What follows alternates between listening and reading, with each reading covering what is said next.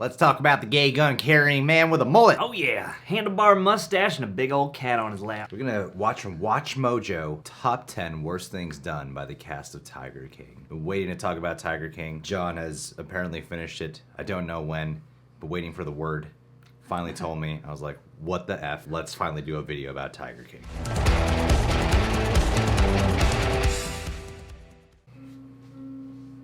Do these people make for entertaining television? Absolutely. But there aren't many heroes in this story.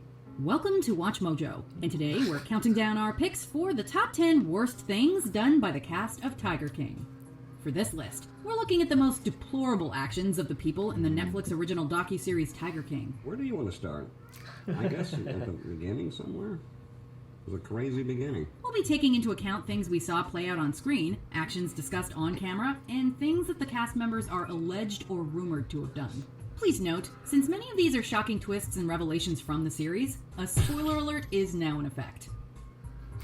Number 10. It's weird to get a Joe spoiler alert about a documentary. Joe Exotic is passionate about tigers, but there's nothing he loves more than being the center of attention. Good press or bad press, he embraces the spotlight. So sure enough, seemingly mere moments after one of his employees has their arm ripped off by a tiger, he's addressing park guests. I can give you your money back, or I can give you a rain check. I love their reaction. Someone does need to let the paying customers know there's been an accident, but it was far from the most pressing issue. The fact that Joe voices concern, on camera no less, about how this will impact his finances shows just how messed up his priorities are. I'm never gonna financially recover from this. Saf clearly doesn't have any ill will towards Joe stemming from the event, but it still would have been nice for the boss to show a bit more care. My attitude is nothing can bring me down, and it's really easy to do that here, Rick. And you know this because I work with a man that also has no legs. Number 9. Jeff Lowe stealing the zoo. At the end of Tiger King's 4th episode, Jeff Lowe rides in from out of nowhere like Joe's tailor-made personal savior who watches too much Sons of Anarchy. Jeff Lowe came on the scene sometime in 2015. He just brought the persona that he was going to save the zoo, so we dubbed him the Godfather. Motivated by his financially draining legal battle with Carole Baskin, Joe opts to transfer the zoo into Jeff's name. Can you tell me what happened when Jeff Lowe got involved?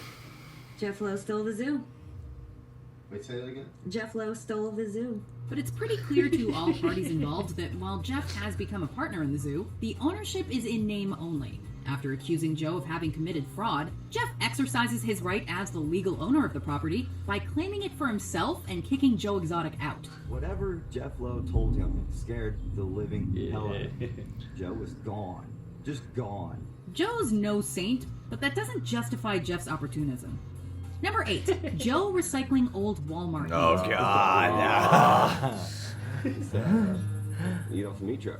As any pet owner knows, He quality serves food that, is too. crucial to an animal's health. Oh and my considering the God. big cats are already living in an environment so fundamentally different from their own, diet becomes especially important. At respected and accredited zoos and animal sanctuaries, tigers and other big cats are typically fed fresh ground beef, as well as a carefully balanced selection of supplements to make sure they get all necessary nutrients.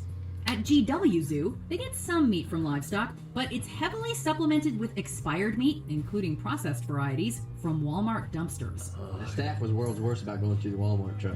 You know, to render it, it needs to go to the cats, but they would go through it and get them something to eat. As if that isn't bad enough, that same expired meat was being consumed by the employees, and worst of all, used in the pizza Joe started serving to park guests. They have the best pizza here.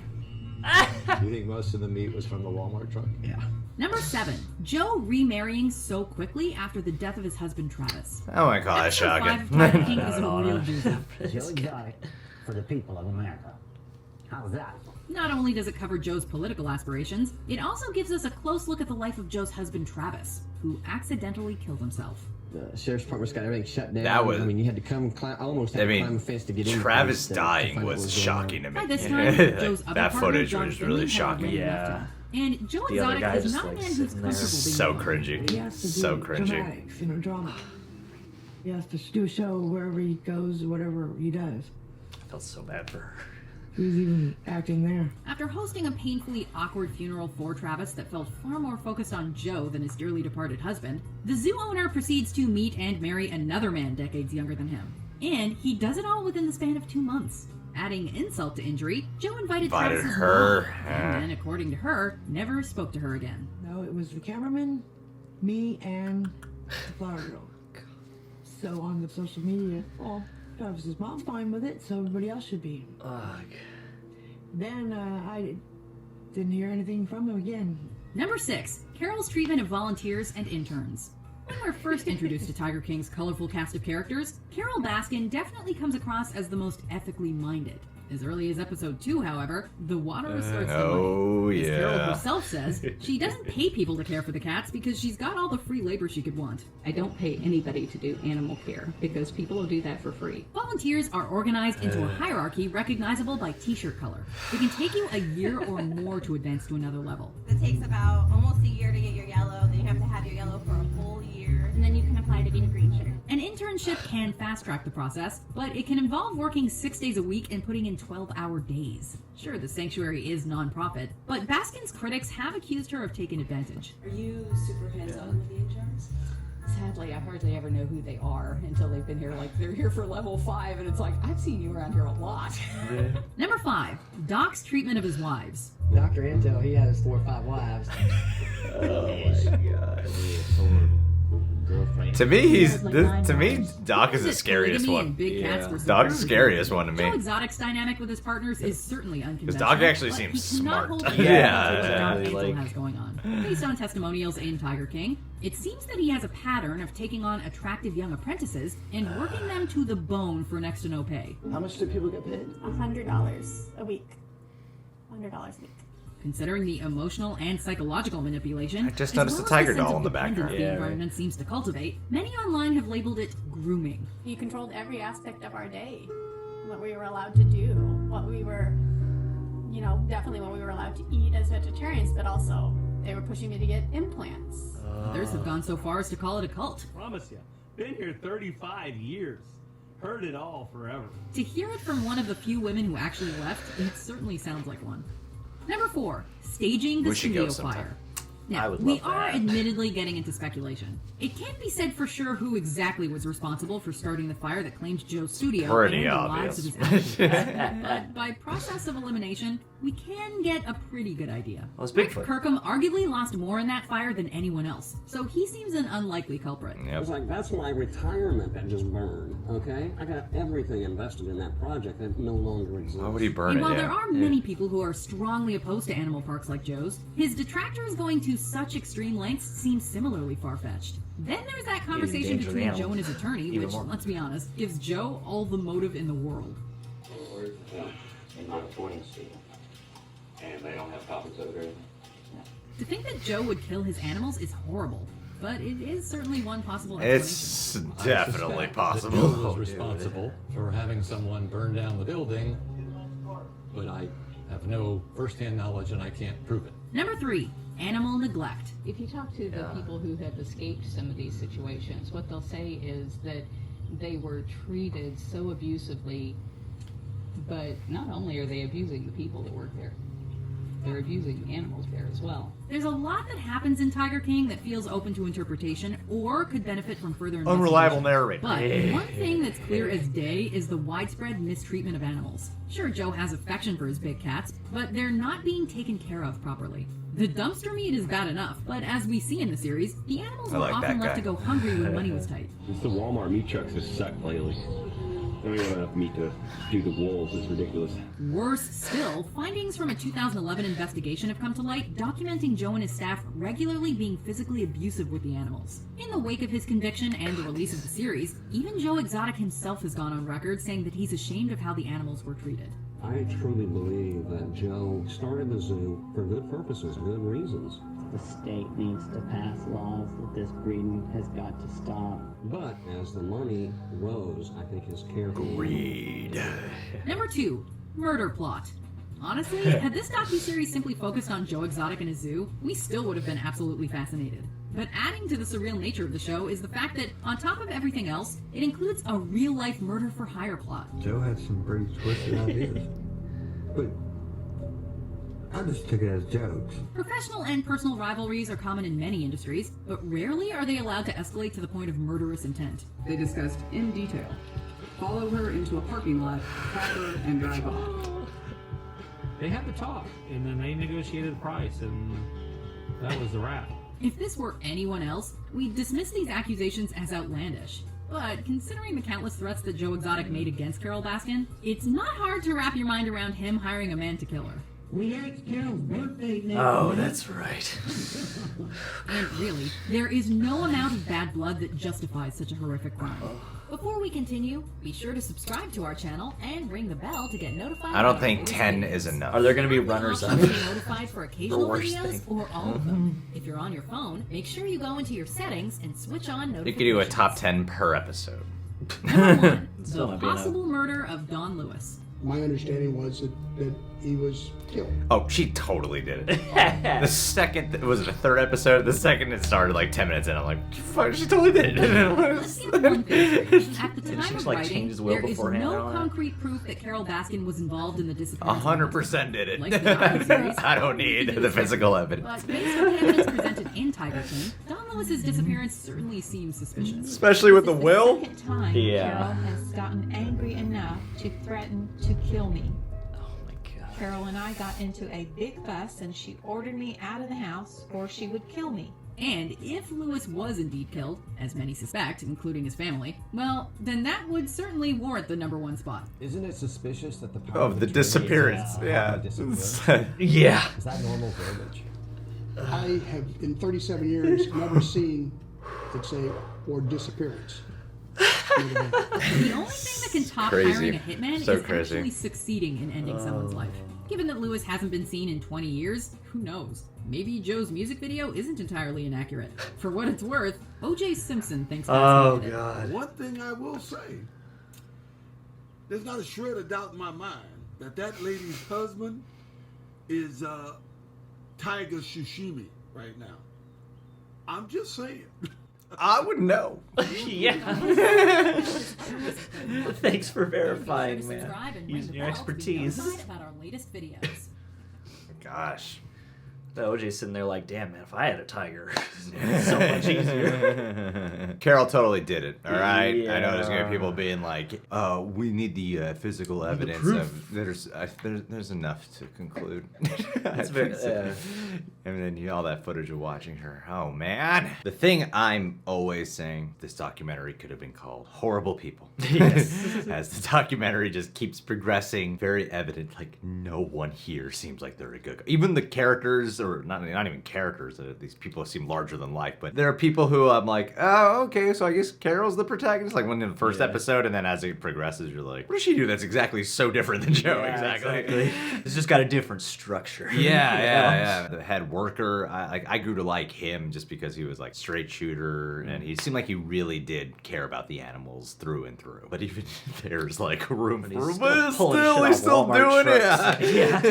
There's still a low standard. I mean, I think that's a big issue here because, and I do agree somewhat with the criticism that of all the things this has brought to light, one of the least talked about things is the treatment of the animals. It's a major criticism I had for it, but I think that is, in terms of producing, marketing, storytelling stuff, it's the least engaging part, perhaps, for not all audiences. Like, that was the main reason I wanted to watch it. And as, of course, it gets hooked, you get so focused on the people. It's like bookended primarily with the treatment of the animals. Yeah. First episode focuses on it, and then like the last 10 minutes are like a little "And home by the footage way-" of him like playing with the cat at the end. But I think that was part of the documentary's point. All this happened, and the last thing people were really focused on was the animals. Yeah, that's true. And that was a big message the movie was trying to convey about this whole scenario. Of course, they got all this, what I can only describe as like a producer's golden ticket. Because you don't even have to structure this thing. when I'm watching this documentary, I was surprised by how far back we were going with such great quality looking camera, because I didn't know anything about Tiger King. As much as I poke fun at the idea that there was Watch Mojo Video presents a spoiler alert at the top, I found myself like by episode 3 going, I don't want to read or hear anything about it because I don't know the story, and I don't want to know how this ends, so I did find myself like avoiding spoilers on the internet too. So rarely do you have Yeah. something in real life to do that for. Yeah. So I feel you. We talked about this at our podcast on Patreon about documentaries have evolved so much from when we were kids because they are wildly entertaining. Before they, a lot of them used to just feel like educational material. The way they edit them now and They're event TV. they are event TV. Yeah. They're wild. They're just like any great television, and the fact that they structured such a wonderful narrative behind it, like the creative heads on how they compose this documentary. I know the main thing that we should be talking about, of course, is the actual stuff in the documentary. But I do kind of want to shout out the editors involved, how they took years and years of footage to compose this really compelling and engaging narrative that the world is talking about, you know? Because that's a hard thing to put together. I can't imagine, like, where do you begin? And how do you structure this? And who do you focus on primarily per episode? How are you gonna let this story unravel? And How I think do you from choose where to lay revelations? Exactly. I think from a storytelling perspective, even though it's more taking, interviews and facts and information and turning that into a narrative, that's a very hard thing to do. And kudos to all people involved who did this, because now this is like I don't know about worldwide, but certainly a nationwide hit. Yeah. And I mean, you think of movies having deleted scenes, but for something like this, I mean, you've got to have they'd have hours upon they have days years of upon footage. years Yeah. of footage. Like, Yeah. it's just deleted everything. Yeah, it's years of footage that is not included, so I'm sure they have tons more that we can look at. The one guy who I thought was like one of the only reasonably level-headed people here was the campaign manager for when Joe was running for governor, or president then governor. Like, he was just funny to me. He's just This poor guy got looped in, and he's very matter of fact. He's like, I don't know, he wanted someone to run his campaign. And how blunt he was about how terrible it is. Travis dying, that scene was probably one of the most shocking moments to me. Yeah. Especially looking at that footage there. And then the other part, which I thought was so strange watching this documentary, the guy who did not seem as crazy as the other people, yet he had the craziest criminal conviction history. Doc Antle? No, not Doc Antle. I do want to talk about it. The guy who inspired Scarface, supposedly. Oh, yeah. Funny to me how, like, this guy seems nuts when you first hear about him. Then you start hanging out and you're like, yeah, he seems more sane than the other guys. But Doc Antle, to me, he was the scariest one. Like, he's the one they had the hardest time exposing true things here. The whole thing with the cult and the women, of course, is very unsettling and eerie. But believable. Yeah, but absolutely believable. He seems like the most sociopathically functional. He seems like he could blend in, and he seems like he could be clever. Yeah. Whereas I think a lot of the different aspects of this show have to do with these people's A, vanity, but B, incompetence, because even the people who care, and that's part of the problem, is like even the people who do care and are kind of alright just don't have the level of knowledge and expertise to deal with this stuff. And so like he does maybe have some of that, but also a whole lot of other really dubious stuff. Well, he seems like he's the best at covering up. They have footage where he's going on like Jay Leno or something like that. He's on stage with Britney Spears. He's on stage with Britney Spears. That guy seems like the smartest one of them all. Like, he knows how to run his business. He knows how to keep secrets. He knows how to present himself. He knows how to be outspoken and argue back. Like, there are clearly moments where you're like, this dude is an insane narcissistic personality. Compare him to someone like Joe Exotic. Jeff Lowe presents himself as someone kind of normal, but then as his past starts unraveling more, I love that whole story, like how him and his wife being swingers go to Vegas and lure women with baby tigers. And at the end, he's picking his housekeeper, and he's like, "Oh, she's hot. I'm gonna make her clean the house topless." Whoa, buddy! He's totally out for his own like self-image. He just wants to be the coolest. People have asked for a review, and I'm like, I don't know how I could possibly review this series in like even an hour. It's just there's just so so what we'll much. have to do is react to some more videos and then occasionally just bring up other bits of information we haven't brought up before. And then we'll put together a super cut of all the discussions and call that the review. Because there's just so much mind-blowing stuff, and I mean, a lot of it would just be us going, this is crazy, and that's crazy, and this is larger than life, and I can't believe the guy who actually was hired to go do the hit on Carole Baskin, and then just kind of deciding to not to. I think what's really fascinating about the exposure of all all this is a lot of times when you're looking at these people through the lens of a camera, it can be easy to kind of just go, these people are nuts. Why would you ever trust these guys? Why would you ever do it? I thought the documentary did a really good job at going so in depth that even with Joe Exotic, you can see that with the right kind of person for him to attract, he could easily manipulate this person. And it's the same way with all of them, right down to Doc with the women, and Joe Exotic with the people who were struggling, lower class, right off the bus kind of individuals. Carole Baskin leeching off people who care about the animals for like, real. And it was so fascinating to see like the Carole Baskin character, I keep on characters, but the Carole Baskin personality, her and Joe are very similar in what they do. It's just it's funny how presentation and mission statement and all those things can thwart the perception that people who volunteer, work there, or attend as customers will not latch onto the horrible nature of what's going on. Especially in places like these where, again, these types of reservations are kind of isolated and they're on their own. Level of regulation and the level of just above board. It's like even as a guest, it's kind of got to be impossible to tell if you're going to some place that's actually reputable in any way, shape, or form, or even have the resources to be kind of concerned with that. I've never been to like one of these kind of zoos before. Last time I went to the zoo, it was the LA Zoo. I remembered it really hit me hard when I was there of how just a regular zoo, not one of these like exotic petting zoos. Exotic someone's backyard. It hit me very hard just how horrible of living conditions it must be for these animals. I joked a lot about it on the live stream that we did recently. I spent like the last year learning more and more about animals, and then about a month ago, after diving deep into some animal abuse documentaries, it hit me when I was driving past Chick-fil-A, like I just can't have meat anymore. I can't do it. So I have been like greatly impacted. And like I said, when I started this documentary, I was more interested in that side of things. Regular zoos, even to me, are disturbing. Like those animals just seem so unhappy. I would grow up thinking like, oh, they're bored, they don't want to come out. They have this interesting thing in here that the one who was originally producing the reality show for Joe Exotic, he was talking about there's this weird power, and then Jeff Lowe uses the tigers to lure women. There's this weird power that comes with holding an exotic animal or petting an exotic animal, and I've never done that. And the closest thing I've had to witnessing such a thing is being at the LA Zoo, feeling so sad for these animals who just look so depressed, but then also simultaneously being amongst the crowd going, I want to take a look at the tiger. Yeah. And that just made me feel like shit. Yeah. Even to that sliver of a degree,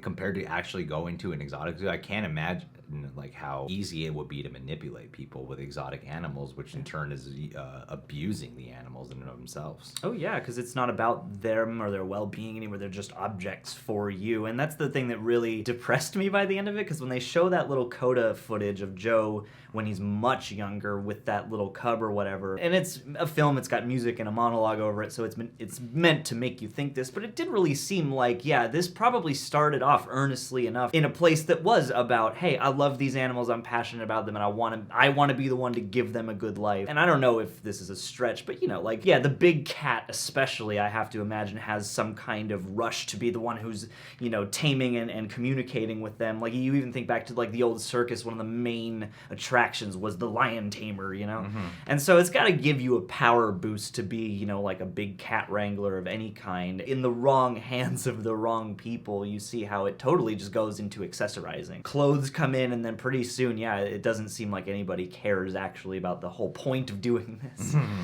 And it's disgusting. It makes you think too about how you even interact with your own pets and stuff like that, because in a tangential way, there are ways in which we do accessorize animals, even in innocuous ways. And even though those aren't as grim as this, it is an interesting window into how far wrong that can go in the human psyche, especially when you make it business. This whole documentary, I really think calling it horrible people is not a bad slang for it, because the way they manipulate each other's arguments, the way how each argument and their defense just seem, it's like this weird cyclical process of people are mad about, the way we're breeding animals, animal rights activists. We're the ones breeding these animals, we're on the verge of extinction, so how is what we're doing wrong? Well, I mean, it's what you do after they've been bred and how you're breeding them and all these things. You're taking the emotional experience out of what these animals must be going through. Yeah. It's not just, do they exist, It's like birthing people just to be prisoners in a way. Yeah, and it's easy to forget that they also can sense and feel your mood, energy, etc., and they're going to pick up on, abusive energy for sure, and it's going to affect their, well-being as well as their physical state. Yeah. But seriously, wildly entertained. So much fun to watch. So much real life terror. It really is. It was an addicting ass show. Yeah. In these pockets of the world where just the most random people can collect. All right, guys. Tiger King. There's other videos we'll probably be checking out about them. Thought it'd be fun to kick it off with this one. Thanks, Watch Mojo, for putting this together. Subscribe to Watch Mojo. Subscribe to Real Rejects. Click our notification bell to get notified whenever we got a video up. Eric Horstman. Eric Horstman is the perfect person to shout out for this one because the man is a vegan who has greatly inspired my life. We've had so many discussions back and forth. He was, I think, the first person at our Patreon page to be like, dude, I'm doing it. I'm committing to no more meat in my life right now. He takes care of a lot of animals, a major animal lover. He's given me a lot of great food options as well to explore on this new adventure in my life. I want to thank you personally for being an inspiration to me, for taking care of animals. Just like I don't know if you've seen this documentary or not, but in terms of the subject matter at hand, you're the one who I instantly thought of when it came time to do a shout out. And so I love you, buddy. You've been incredible to us in every area, and I hope you're staying safe in Atlanta. And I thought of you because half of these people are on Drunken Benders, and I know how much you love those. There's that. You would fit right in on the set. You would be my favorite character.